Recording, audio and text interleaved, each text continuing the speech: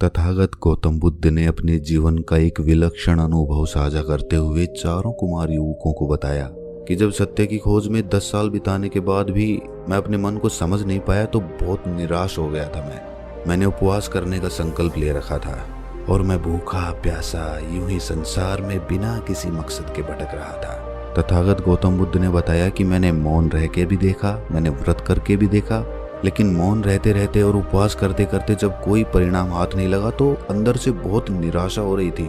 कुछ समझ नहीं आ रहा था कि मैं क्या करूं। अकेले में बैठकर रोया करता था। फिर एक दिन जब अंदर का घड़ा पूरा भर गया तो मैं एक पहाड़ी पर पहुंच गया। मैंने सोच लिया था कि अब मैं आत्महत्या कर लूंगा और वहां पहुंचकर मैंने पाया कि मैं अंदर से कितना कमजोर हूं। और वहां पर मैं चीख चीख कर रोने लगा। आसमान में बिजलियां कड़क रही थी, तेज बारिश हो रही थी और मैं वहां पर चीख रहा था। लेकिन कुछ ही समय बाद कुछ चमत्कारिक घटित हुआ। मेरा मन एकदम से शांत हो गया, जैसे घड़ा खाली हो गया। और जिस आनंद को मैं मौन रहकर प्राप्त नहीं कर पाया था वो मैंने चीख चीख कर प्राप्त कर लिया था। और तब मुझे एक सीख और मिली। मुझे पता चला कि बाहर से मौन होने से कुछ नहीं होता, अंदर से चुप होना पड़ता है। कई बार मन पे बहुत ज्यादा तनाव हो जाता है, मन बोझ के तले दब जाता है, मन का घड़ा पूरा भर जाता है। ऐसी परिस्थिति में अगर आदमी चुप रहता है तो वो तो अपने बोझ के तले ही दबता रहेगा, उसका आंतरिक विकास नहीं हो पाएगा। ऐसी परिस्थिति में आदमी को चुप नहीं रहना चाहिए, उसे अपने मन का बोझ हल्का करना चाहिए, किसी अपने से अपने मन की बात साझा करनी चाहिए। और जब अंदर से मन का घड़ा खाली हो जाए तब मौन रहकर अभ्यास करना चाहिए। तब असली मौन का महत्व समझ में आता है। संध्या का समय था। वेणुवन में तथागत गौतम बुद्ध चारों कुमार युवकों को उपदेश दे रहे थे। चारों कुमार युवकों को तथागत के पास आए हुए सिर्फ 5 महीने हुए थे और 5 महीनों में ही उनकी वृद्धि बहुत ही अभूतपूर्व थी।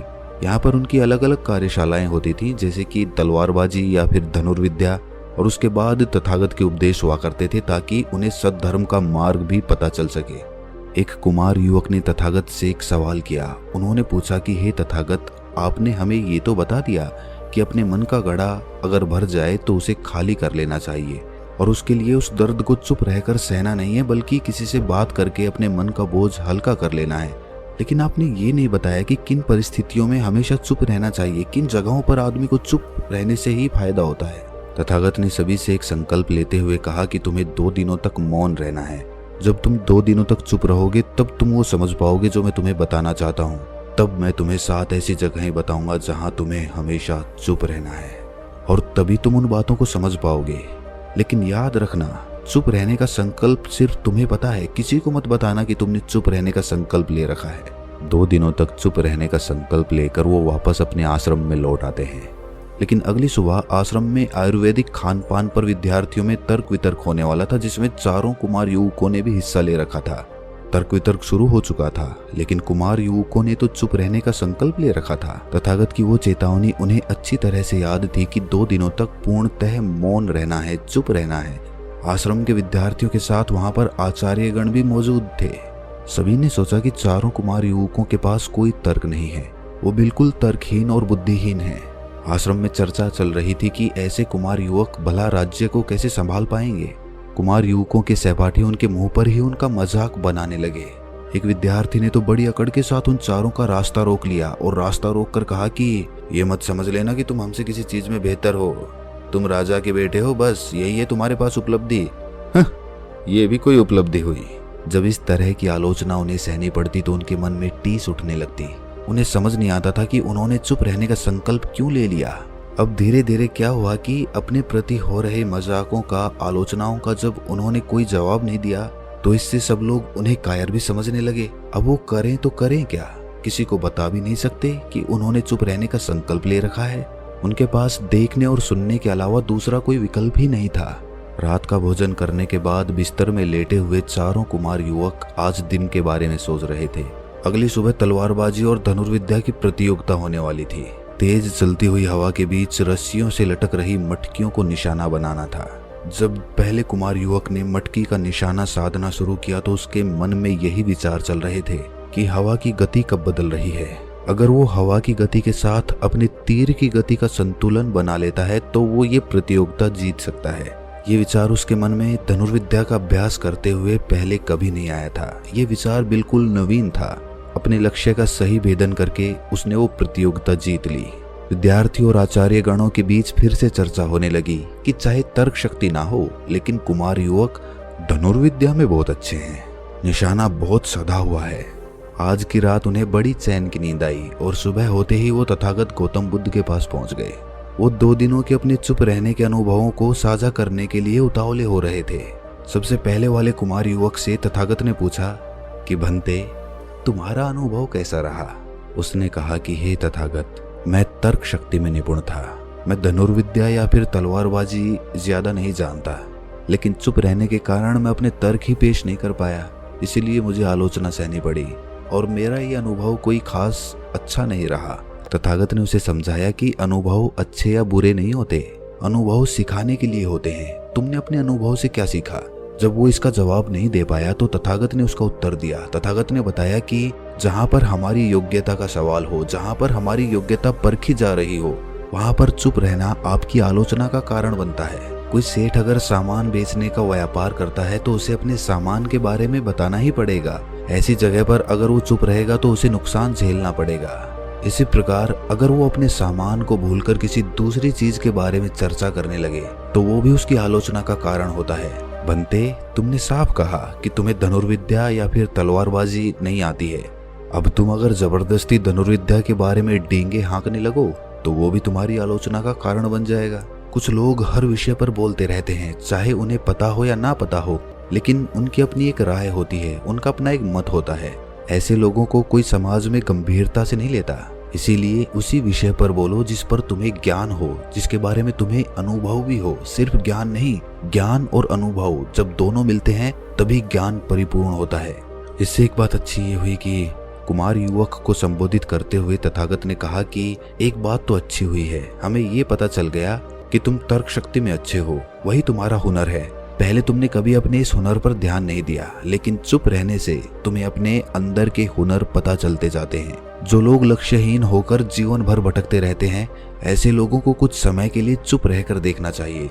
दूसरे कुमार युवक से तथागत ने पूछा कि तुम्हारा अनुभव कैसा रहा बंते? उसने बताया कि हे तथागत, धनुर्विद्या की प्रतियोगिता के दौरान मैंने पहली बार ये महसूस किया कि हवा की गति और तीर की गति का अगर संतुलन बना लिया जाए तो किसी भी लक्ष्य को भेदा जा सकता है। हे तथागत, 2 दिनों तक चुप रहकर मैं उन बारीकियों को समझने लगा हूँ जिनको आज तक मैं नजरअंदाज करता रहता था। तथागत ने कहा कि जिस प्रकार हवा की गति और तीर की गति में संतुलन जरूरी होता है, उसी प्रकार सांसारिक जीवन में अपना लक्ष्य प्राप्त करने के लिए आपको आध्यात्मिक और सांसारिक जीवन में संतुलन स्थापित करना होगा। आध्यात्मिक और सांसारिक जीवन में संतुलन स्थापित होने के बाद आप बड़ी आसानी के साथ और बहुत ही जल्दी अपने लक्ष्य तक पहुंच सकते हैं। कुछ लोग सांसारिक जीवन में इतने घुल जाते हैं कि उनके पास खुद के लिए समय नहीं होता। वो अपने परिवार को समय देते हैं, अपने काम को समय देते हैं, लेकिन जब खुद की बात आती है तो खुद को समय नहीं देते और इसीलिए उनका आध्यात्मिक विकास नहीं हो पाता। और ऐसे लोग चाहे पारिवारिक सुख या फिर धन संपदा कुछ भी हासिल कर ले, लेकिन अपनी आंतरिक शांति को अनुभव नहीं कर पाते। अब सांसारिक और आध्यात्मिक जीवन में संतुलन कैसे बनाना है, इस पर हम फिर किसी दिन चर्चा करेंगे। अगर आप सुनना चाहते हैं तो कमेंट्स करके जरूर बताएं। चारों कुमार युवकों को तथागत ने चेतावनी देते हुए कहा कि कुमारों, कल को तुम्हारा जीवन राज्य के लिए समर्पित हो जाएगा। तुम एक अच्छे राजा बनने के लिए तैयार हो जाओ। प्रजा पर अच्छी तरह शासन करने के लिए इन 5 जगहों पर हमेशा चुप रहना। अगर इन 5 जगहों पर चुप रहना सीख गए, अभ्यास कर लिया, तो तुम लंबे समय तक शासन कर सकोगे। प्रजा में और घर गृहस्थी में हमेशा शांति बनी रहेगी। तथागत ने सबसे पहले बताया कि जब तक तुम पूरे संकल्प, पूरी तरह आत्ममंथन के साथ अपने मन में कोई बात न ठान लो, तब तक किसी को मत बताना। कई बार मनुष्य के जीवन में ऐसा समय आता है जब उसकी वैचारिक उलझन ज्यादा हो जाती है, उसे समझ में नहीं आता कि समस्या कैसे हल करनी चाहिए। ऐसे समय पर चुप रहकर अपने मन को स्पष्ट करो, उसे साफ करो। किसी बात को लेकर किसी से विचार विमर्श भी करना है तो ये मत बताना कि ये समस्या तुम्हारे साथ है, बल्कि किसी और का जिक्र करके तब विचार विमर्श करना। तथागत ने कहा कि तुम होने वाले राजा हो। अगर तुम्हारी कमजोर कड़ियां किसी के पकड़ में आ गई तो इससे पूरे राज्य का कार्यभार प्रभावित होने का खतरा रहता है। अपने रहस्य अपने तक ही सीमित रखो, लेकिन तब तक जब तक वो तुम्हारे ऊपर बोझ ना बन जाएं। अगर तुम्हारे ऊपर वो बोझ बन रहे हैं तो उसे अपने प्रियजनों से साझा करने में कोई समस्या नहीं होनी चाहिए। दूसरी जगह जहाँ चुप रहने में ही फायदा होता है वो है जब तुम्हारे दो करीबियों का झगड़ा हो रहा हो, तो उसमें किसी एक का पक्ष लेना हमेशा तुम्हें हानि पहुंचाएगा। इसका मतलब ये कतई नहीं है कि हम अन्याय का विरोध ना करें। अगर हम अन्याय होने वाली जगह पर चुप रहेंगे तो लोग हमें कायर समझेंगे। क्योंकि असली दुनिया में चीजें इतनी साफ और स्पष्ट नहीं होती हैं, इसीलिए इंसान को हमेशा अपनी बुद्धि का इस्तेमाल करना चाहिए। बुद्धिमानी अपनी चरम सीमा पर तभी काम करती है जब आप चुप रहकर एक ही विषय पर अपना पूरा ध्यान केंद्रित कर देते हैं। इसीलिए तीसरी जगह जहाँ मनुष्य को चुप रहना चाहिए वो ये है जब वो किसी गहन विषय पर अध्ययन कर रहा हो, कोई ऐसी समस्या सुलझा रहा हो जो बहुत कठिन हो या फिर उलझन भरी हुई हो। कठिन से कठिन और उलझन भरा हुआ काम तभी सफल हो सकता है जब शांत रहकर चुप होकर पूरे दिमाग से उसी समस्या के बारे में सोचा जाए। सही समय पर सही बात बोलना और व्यर्थ की बातों में ना पड़कर चुप रहना, ये दो सिद्धांत जिस आदमी ने अपने जीवन में उतार लिए उसकी प्रतिष्ठा चारों ओर फैलेगी। चौथी जगह जहां आदमी को चुप रहना चाहिए वो जगह है खाते वक्त। भोजन करते वक्त अगर आप मौन रहकर भोजन करते हैं तो आप खाने का पूरा स्वाद लेकर खाते हैं और इसी वजह से आपका खाना जल्दी हजम हो जाता है। जब आप चुप रहकर पूरा ध्यान भोजन पर केंद्रित करके भोजन करते हैं तो ऐसी परिस्थिति में आपका शरीर अपने आप ऐसे रसायन छोड़ता है जो खाने को जल्दी पचा देते हैं। और खाना अगर सही से पच रहा है, पाचन क्रिया सही से काम कर रही है, तो आपके शरीर में कोई बीमारी नहीं हो सकती, आप हमेशा स्वस्थ रहेंगे। आखिरी और सबसे जरूरी जगह जहां आपको किसी भी कीमत पर हमेशा चुप रहना है वो है जब तक आपका कार्य पूर्ण ना हो जाए उस कार्य के बारे में दूसरे को किसी को मत बताना।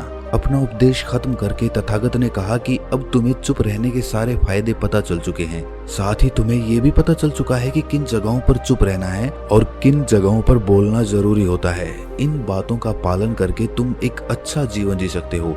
अपनी प्रजा के प्रति जो तुम्हारा कर्तव्य है वो अच्छी तरह से निभा सकते हो।